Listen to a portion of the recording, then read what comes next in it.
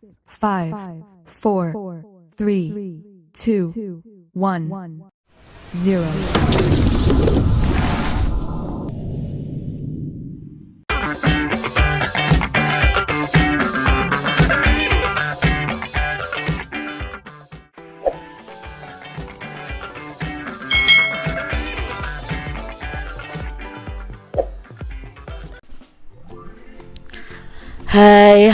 Hai, selamat datang di channel YouTube Kak Citra.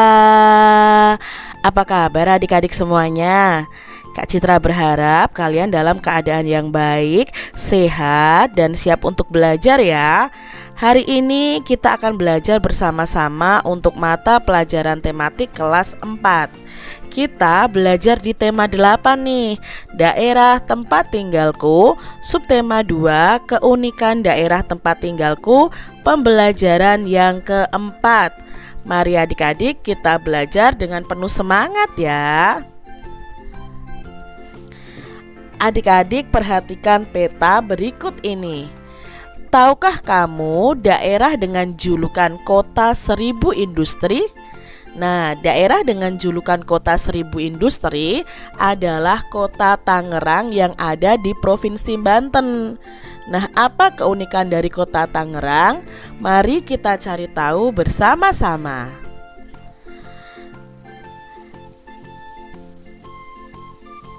Tangerang merupakan kota unik dilihat dari kegiatan ekonominya. Nah, kegiatan ekonomi masyarakat dapat dilihat dari hadirnya pasar tradisional yang terletak di Jalan Kisamun, Kota Tangerang, hingga berdirinya banyak pabrik di Tangerang. Tangerang ini dijuluki kota 1000 industri karena merupakan pusat industri di Pulau Jawa. Di Tangerang ini adik-adik berdiri lebih dari 1000 industri atau 1000 pabrik. Nah, banyak perusahaan-perusahaan internasional yang memiliki pabrik di kota ini. Selain keunikan pada kegiatan ekonomi, Tangerang ini memiliki keunikan dari bangunan-bangunan lama yang masih berdiri sampai sekarang. Nah, adik-adik, ayo kita lakukan kegiatan berikut ini. Cari tahu pekerjaan masyarakat Kota Tangerang, lalu kalian bisa tuliskan di buku tulis kalian adik-adik. Nah, beberapa pekerjaan masyarakat di Kota Tangerang, ini G-nya cuma satu ya adik-adik ya. Antara lain itu sebagai dokter, guru, buruh, pegawai swasta, pegawai negeri sipil, lalu security, kasir, pelayan, lalu ada wirausahawan, ada pengusaha, ada ojek online, dan penulis, serta pegawai kontrak, dan lain sebagainya. Di Kota Tangerang banyak sekali bangunan tua. Coba kalian bisa mencari tahu nama-nama bangunan tua di Kota Tangerang melalui berbagai media. Nah, bisa kalian cari di internet atau di koran atau di majalah. Di sini Kak Citra akan menyebutkan beberapa bangunan tua yang ada di Kota Tangerang. Nah, pertama ada Museum Benteng Heritage. Nah, ini gambarnya ada adik-adik. Lalu ada Vihara Padumutara. Nah, ini ya gambarnya. Lalu ada Pasar Lama Tangerang, ada Kelenteng Bontekbyo ya. Lalu ada Masjid Jami Kali Pasir. Berikutnya ada Taman Makam ini ya adik-adik ya, Taman Makam Pahlawan 1000. Lalu nanti ada Monumen Lengkong dan Bendungan Pintu Air 10. Itu termasuk nama-nama bangunan tua yang ada di Kota Tangerang. Bacalah cerita fiksi mengenai Kota Tangerang adik-adik. Kamu dapat memperoleh cerita fiksi ini di berbagai media ya. Bisa di internet, bisa kamu cari di buku-buku di perpustakaan, dan lain sebagainya. Nah, di sini Kak Citra akan menyajikan satu cerita. Ini adalah cerita dari Kota Tangerang yang Kak Citra ambil dari internet, yaitu namanya Pendekar Cisadane. Nah, bagaimana ceritanya? Mari kita simak bersama-sama. Pada saat itu, Tangerang ini adalah kota yang dialiri Sungai Cisadane. Sungai yang perkasa dan tidak ada yang berani melewati karena terdapat banyak sekali buaya, adik-adik. Di antara buaya-buaya tersebut, salah satunya merupakan Ratu Siluman Buaya. Nah, Ratu Siluman Buaya ini adalah jin yang menyerupai seekor buaya yang sering mengganggu masyarakat atau warga sekitar. Pada suatu hari, seorang lelaki tampan yang bernama Syarif tiba-tiba hilang saat memancing di tepi sungai itu. Anehnya, walaupun warga sudah berhari-hari mencarinya dengan menyusuri tepi sungai, tapi tidak juga menemukannya. Setelah kejadian itu, warga pun terus diteror dan dibayangi dengan rasa ketakutan yang terus berkelanjutan.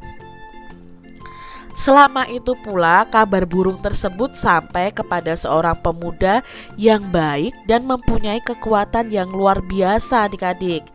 Pemuda itu namanya Abi. Dia menemui kepala dusun yang bernama Sanusi. Singkat cerita nih, si Abi ini siap membantu menyelesaikan masalah yang ada di desa tersebut.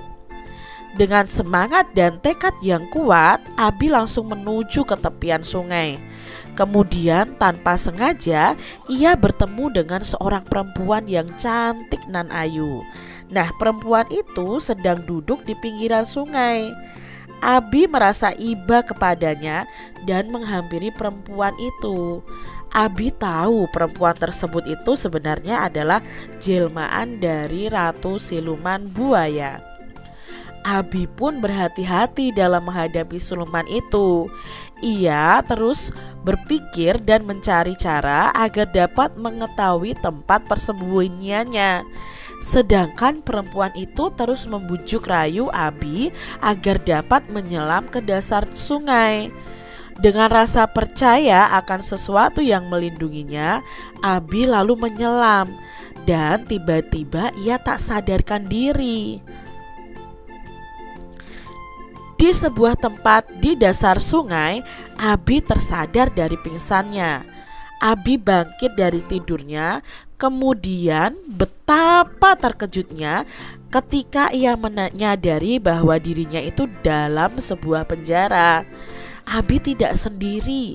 Di penjara itu ada Syarif dan orang-orang yang menjadi korban siluman buaya itu. Suara hentakan langkah kaki terdengar dan terlihat perempuan anggun yang menggunakan kebaya indah. Nah, dialah Ratu Buaya. Perempuan tersebut mengajak Abi berkeliling dalam istananya. Abi terus mengamati apa yang dilakukan Ratu Buaya. Abi mengetahui bahwa siluman buaya ini memiliki sebuah mustika sebagai kekuatan lain yang dapat membuatnya ini hidup kekal, adik-adik. Akhirnya ia menemukan waktu yang tepat untuk membebaskan para tawanan, yaitu saat bulan purnama datang. Ratu Siluman Buaya kembali melakukan ritualnya di bulan purnama. Dengan hati-hati, Abi ini mengambil mustika milik Ratu Siluman Buaya tersebut. Abi dan para tawanan lain pun berhasil keluar dari gua siluman itu. Masyarakat desa di tepian sungai Cisadane pun menyambut gembira karena Abi dapat membebaskan para warga yang menghilang di sungai itu. Setelah berhasil menyelamatkan para warga, Abi menitipkan pesan kepada warga yang tinggal di sekitar sungai Cisadane agar selalu menjaga kelestarian sungai ini, karena sungai ini adalah sumber kehidupan bagi semua makhluk. Itu tadi adik-adik cerita tentang pendekar Cisadane.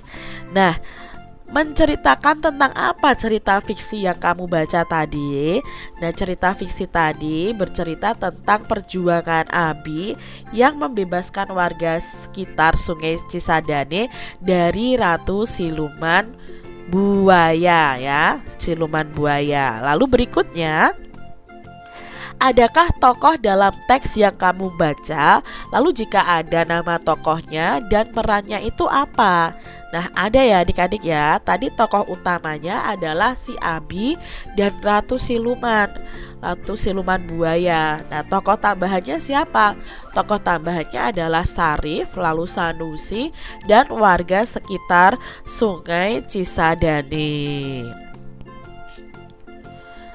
Tangerang sebagai kota industri banyak berdiri pabrik.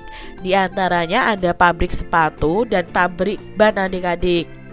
Nah, ini adalah pabrik sepatu, pabrik ban, ini pabrik sepatu.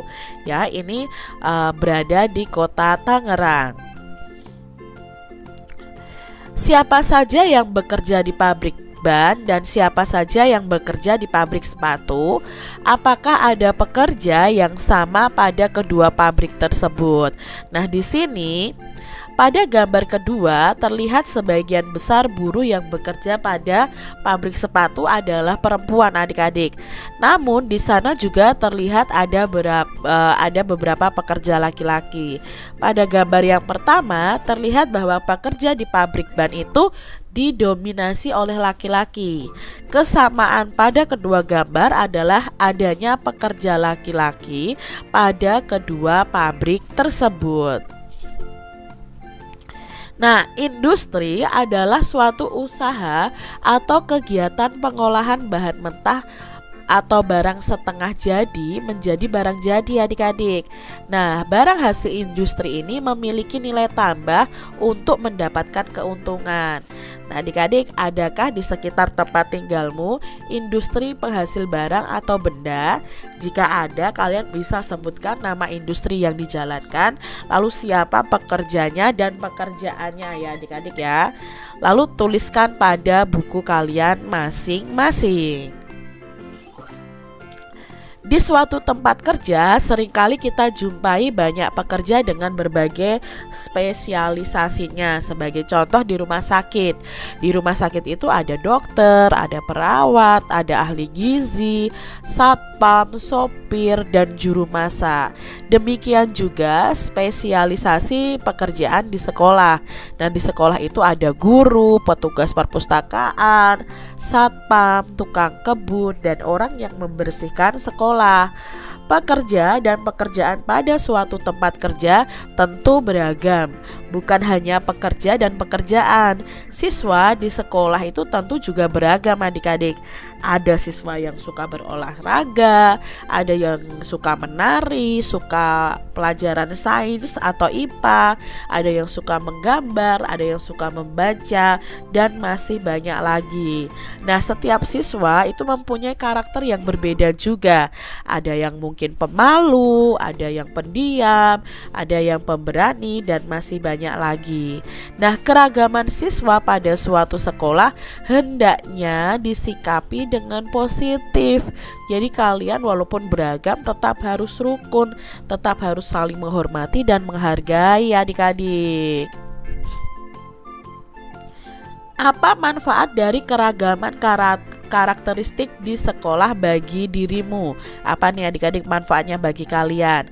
Nah, mungkin manfaatnya banyak sekali. Jadi di sekolah terdapat teman-teman yang memiliki keragaman fisik yang berbeda, misalnya tinggi badan.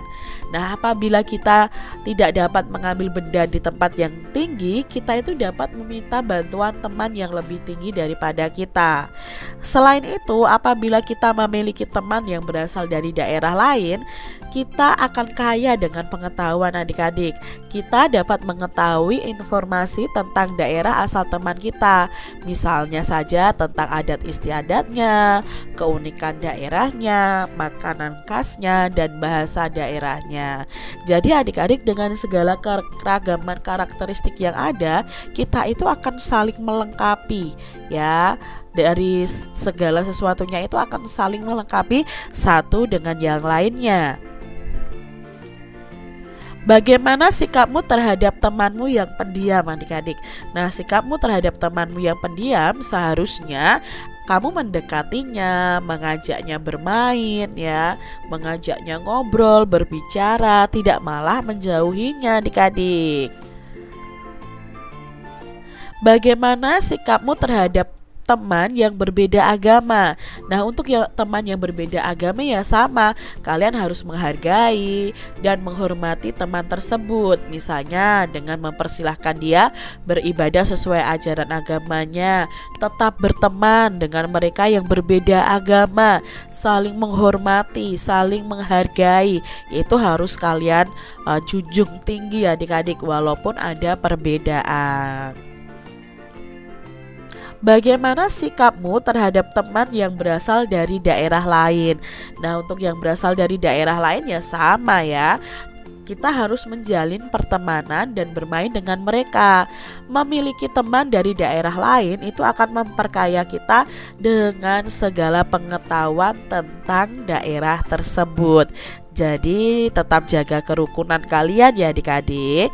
Demikian tadi adik-adik pembahasan kita di tema 8, subtema 2, pembelajaran yang keempat. Semoga video pembelajaran ini bermanfaat untuk adik-adik semuanya.